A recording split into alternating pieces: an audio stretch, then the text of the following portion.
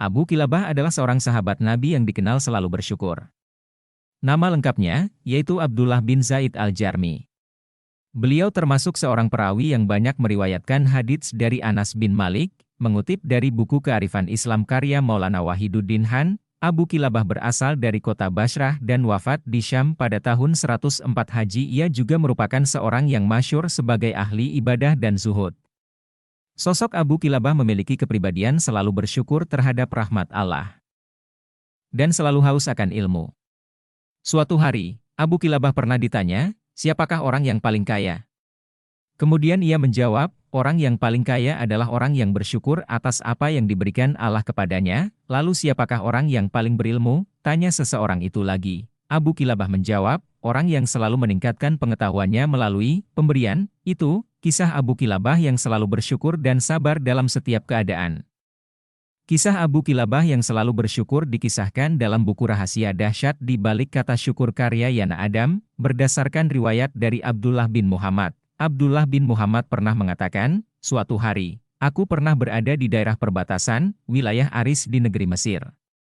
Aku melihat sebuah kemah kecil yang dari bentuknya menunjukkan bahwa pemiliknya orang yang sangat miskin. Lalu, aku pun mendatangi kemah yang berada di padang pasir tersebut untuk melihat apa yang ada di dalamnya.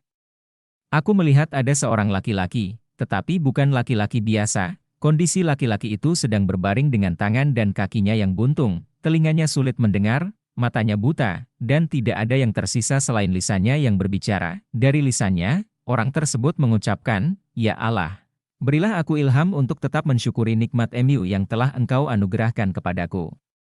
Dan Engkau sangat memuliakan aku dari ciptaan yang lain." Lantas aku pun menemuinya dan berkata kepada orang itu, "Wahai saudaraku, nikmat Allah mana yang engkau syukuri?" Sang laki-laki pemilik kemah menjawab, "Wahai saudara, diamlah. Demi Allah, seandainya Allah datangkan lautan, niscaya laut tersebut akan menenggelamkanku, atau gunung apa yang pasti aku akan terbakar, atau dijatuhkan langit kepadaku yang pasti akan meremukkanku. Aku tidak akan mengatakan apapun kecuali rasa syukur." Aku kembali bertanya, "Bersyukur atas apa?" Laki-laki pemilik kemah menjawab lagi, "Tidakkah engkau melihat Dia telah menganugerahkan aku lisan yang senantiasa berzikir dan bersyukur? Di samping itu, aku juga memiliki anak yang waktu sholat ia selalu menuntunku untuk ke masjid dan ia pula yang menyuapiku. Namun, sejak 3 hari ini dia tidak pulang kemari. Bisakah engkau tolong carikan dia?" Aku pun menyanggupi permohonannya dan pergi untuk mencari anaknya. Setelah beberapa saat mencari, aku mendapati jenazah yang sedang dikerubungi oleh singa. Ternyata, anak laki-laki tersebut telah diterkam oleh kumpulan singa. Mengetahui tragedi itu, aku pun bingung bagaimana cara mengatakan kepada laki-laki pemilik kemah itu.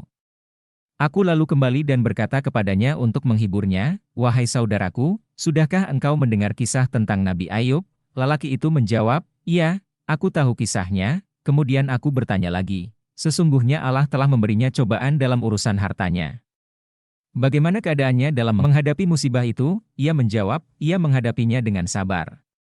Aku bertanya kembali, "Wahai saudaraku, Allah telah menguji Ayub dengan kefakiran. Bagaimana keadaannya?" Lagi-lagi ia menjawab, "Ia bersabar." Aku kembali memberi pertanyaan, ia pun diuji dengan tewasnya semua anak-anaknya. Bagaimana keadaannya? Ia menjawab, "Ia tetap bersabar." Aku kembali bertanya yang terakhir kali, ia juga diuji dengan penyakit di badannya, bagaimana keadaannya? Ia menjawab dan balik bertanya, "Ia tetap bersabar."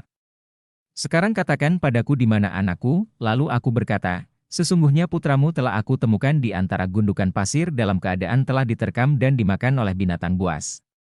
Semoga Allah melipat gandakan pahala bagimu dan menyabarkan engkau." Selanjutnya, laki-laki pemilik kemah itu berkata, "Alhamdulillah, yang Dia tidak meninggalkan keturunan bagiku yang bermaksiat kepada Allah sehingga ia diazab di neraka." Kemudian ia menarik napas panjang lalu meninggal dunia. Aku pun membaringkannya di tangan, kututupi dengan jubahku, dan meminta bantuan kepada 4 orang laki-laki yang lewat mengendarai kuda untuk mengurus jenazahnya. Keempat laki-laki tersebut ternyata mengenali jenazah yang tinggal di kemah kecil. Mereka berkata, "Ini adalah Abu Kilabah, sahabat dari Ibnu Abbas." Laki-laki ini pernah dimintai oleh khalifah untuk menjadi seorang hakim. Namun, ia menolak jabatan tersebut. Dikatakan dalam riwayat lain, Abu Kilabah merupakan sahabat terakhir Rasulullah Shallallahu Alaihi Wasallam terakhir pada masa itu sehingga Khalifah ingin menjadikannya seorang hakim. Itu merupakan jabatan yang mulia, tetapi Abu Kilabah menolaknya dan pergi ke wilayah Mesir hingga wafat dalam keadaan seperti ini. Demikianlah kisah Abu Kilabah, sahabat Nabi yang senantiasa selalu bersyukur dan bersabar. Semoga sifat mulianya tersebut dapat diteladani oleh umat muslim.